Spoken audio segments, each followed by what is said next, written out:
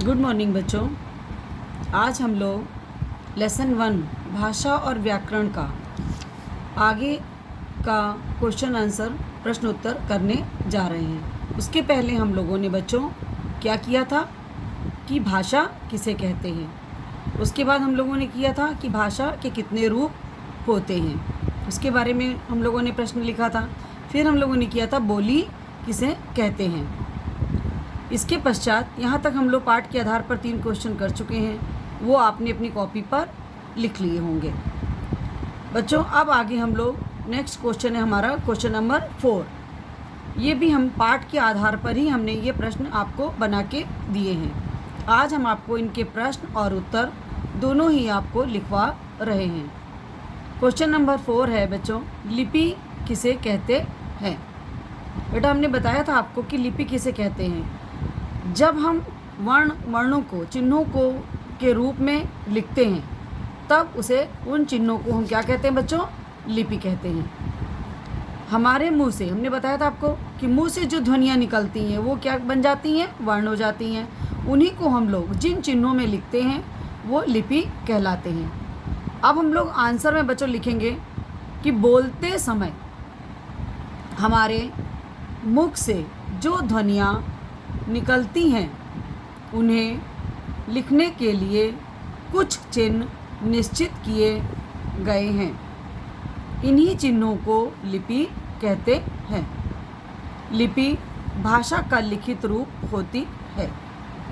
ये तो बच्चों आपने जान लिया कि लिपि किसे कहते हैं, कि जो हमारे मुख से जो ध्वनियाँ निकलती हैं उनको लिखने के लिए जो चिन्ह निश्चित हुए हैं वो व्याकरण के आधार पर हैं। उन चिन्हों को हम जब लिखते हैं तो वो लिपि कहलाते हैं। हमारी हिंदी की लिपि आप जानते ही हो, देवनागरी लिपि है, जिसे हम लोग देववाणी भी बोलते हैं। इसके पश्चात आपको ये जानना है बच्चों, अब इस क्वेश्चन के बाद इसी का हमने एक नेक्स्ट क्वेश्चन आपको बनवाया है कि बच्चों लिपि क्यों आवश्यक है। ये क्वेश्चन आपकी पुस्तक में भी है बच्चों, अभ्यास कार्य के अंतर्गत। इसमें आपको ये जानना है कि अगर लिपि बच्चों ना होती तो क्या होता।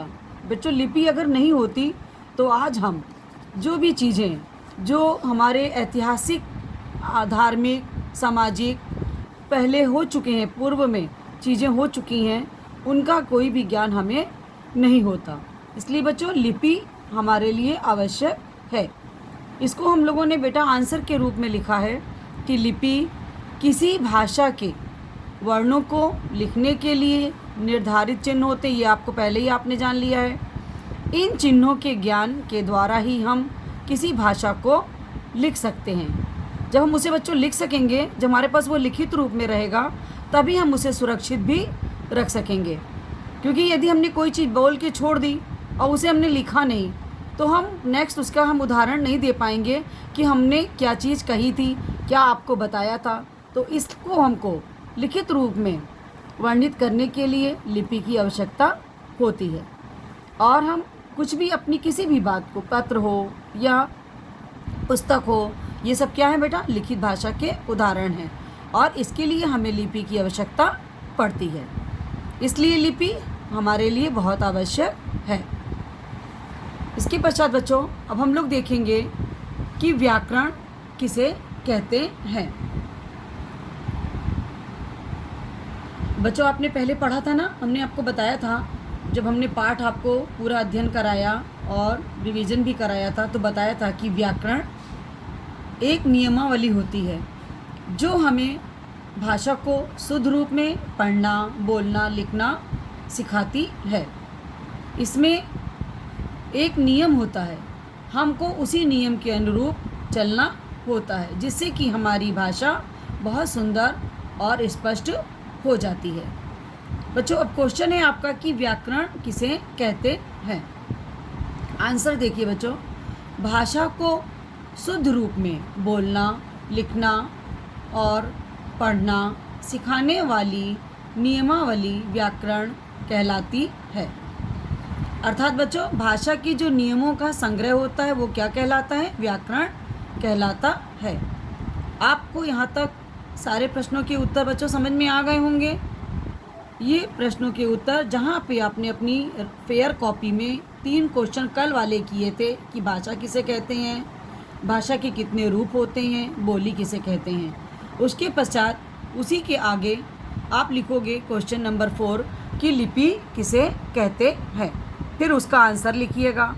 उसके पश्चात लिपि क्यों आवश्यक है, फिर आप उसका आंसर लिखोगे। नेक्स्ट आंसर है आपका कि व्याकरण किसे कहते हैं, तो उसका आंसर अभी मैंने आपको ये बताया। बच्चों, तो ये मैंने आपको लिखित रूप में दिया है, इसी तरह से आपको लिखित रूप में अपनी फेयर कॉपी में इसको लिखना है और लिखने के पश्चात उसे आपको याद करना है। इसके बाद आपके सारे क्वेश्चन के आंसर हो गए। अब हम लोग आते हैं अभ्यास कार्य की ओर। आपके लेसन के एंड में सारे अभ्यास कार्य दिए हुए हैं, वहाँ से आज हम पहला अभ्यास कार्य आपका ले रहे हैं। क्वेश्चन उसमें है बच्चों कि नीचे दिए गए स्थान पर भारतीय राज्यों, देशों के नाम और उनकी वहाँ बोली जाने वाली भाषा लिखनी है। तो बच्चों यहाँ पे भारतीय राज्य और एक तरफ आप लिखना भाषा। पहले आप इस तरफ राज्य लिख लेंगे जो मैंने लिखवाए हैं, फिर उनकी जो भाषा है वो इधर लिखेंगे। तो जैसे बिहार, बिहार की भाषा है बच्चों मैथिली। हरियाणा, हरियाणा की भाषा है बच्चों हरियाणवी। बुंदेलखंड, बुंदेलखंड की भाषा है बच्चों बुंदेलखंडी। राजस्थान, राजस्थान की भाषा है राजस्थानी। नेक्स्ट बच्चों छत्तीसगढ़, छत्तीसगढ़ की भाषा है छत्तीसगढ़ी। तो इस तरह से आपने ये देखा यहाँ पे कि 5 राज्यों के नाम हैं और वहाँ बोली जाने वाली 5 भाषाएं यहाँ सामने लिखी गई हैं। इनको अपनी कॉपी पर इसी तरह से क्रम से लिखिएगा। नेक्स्ट हम लोग इसके बाद आते हैं, क्योंकि इसमें देशों के नाम और बोली जाने वाली भाषा भी पूछा गया है। तो ये तो हो गया हमारे भारतीय राज्य और उनकी भाषाएं। अब हम लोग पढ़ते हैं देश और उनकी भाषा। सबसे पहले देखिए बच्चों भारत, भारत में सब क्या बोला जाता है सबसे अधिक? हिंदी। हिंदी बाहुल्य राज्य है ये, इसलिए इस हमारे देश में सबसे ज़्यादा हिंदी बोली जाती है। इसके अलावा और सारी भाषाएं भी हमारे देश में, क्योंकि सारी जगह के लोग हमारे देश में रहते हैं, इसलिए हमारे यहाँ और भी भाषाएं बोली जाती हैं। बच्चों नेक्स्ट है देश पाकिस्तान, पाकिस्तान की भाषा है बच्चों उर्दू। फिर है नेपाल, नेपाल की भाषा है नेपाली। असम, असम की भाषा है बच्चों असमिया। अमेरिका, अमेरिका की भाषा है अंग्रेजी। तो बच्चों यहाँ पर हमने आपको ये 5 देशों के नाम लिखवाए हैं, भारत, पाकिस्तान, नेपाल, असम, अमेरिका।